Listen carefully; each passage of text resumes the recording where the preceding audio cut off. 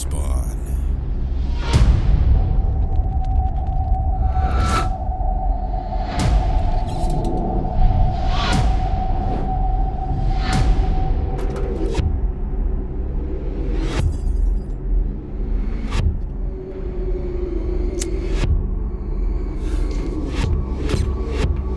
Metro Last Light is the direct sequel to Metro 2033. It's going to be another cinematic, atmospheric, first-person shooter set in the ruins of post-apocalyptic Moscow. Продовольствие и оружие! Господин штурмбанфюрер!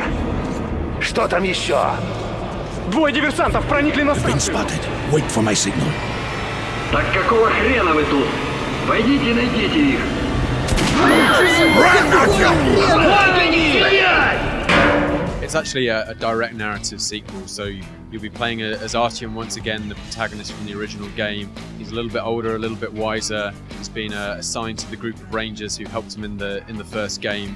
And the broad context of the story is there's a civil war brewing in the Metro. You're thrust into it, trying to make sense of the madness, and that's pretty much all we're ready to give away about the story right now. I think what you saw in the demo today was a real focus to try and address some of the I think valid criticisms of the first game. So we've completely overhauled our stealth, our combat. We've added a lot more dynamic destruction, which has a real effect on the combat now. So you saw in the demo, cover crumbling under bullet fire. You have to move from place to place. It really kind of changes the feel of the combat in there as well. But I think really we're going to stay true to the spirit of the original game. So you'll have that survival horror angle.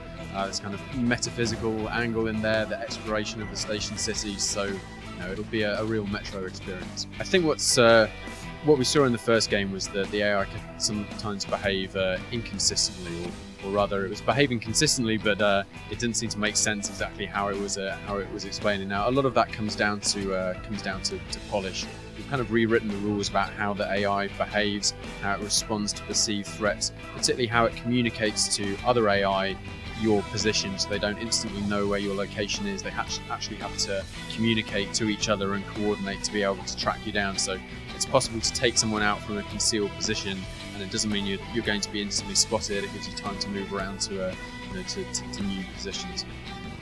So you saw a handful of new weapons. The weapons in Metro are pretty unique.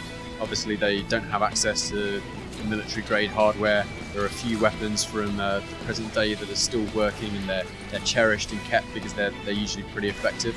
Everything else they have to make for themselves underground. So you see these crazy Frankenstein creations of weapons that are cobbled together from whatever they can find. So the new ones you saw today were a shotgun pistol, pretty effective at close range. This Gatling gun that's you have to crank up the tension on the belt to maintain the barrel speed. A bolt action rifle, which is a great medium to long range weapon, and a few more that we didn't show you today, but you'll be able to get your hands on. Yeah, you'll be going back up to the surface, and I think it's it's there where that sensation of fear and loneliness that I think we did really well in the first game really comes in. That's that classic Metro moment when you're alone out on the surface, your gas mask is frosting up, you have 3 bullets left in your magazine, the wind's howling, you can hear the howl of mutants in the distance. That's where we really kind of scare the player and make them feel alone and vulnerable. So yes, you'll be back on the surface, and you'll be getting those sensations all over again.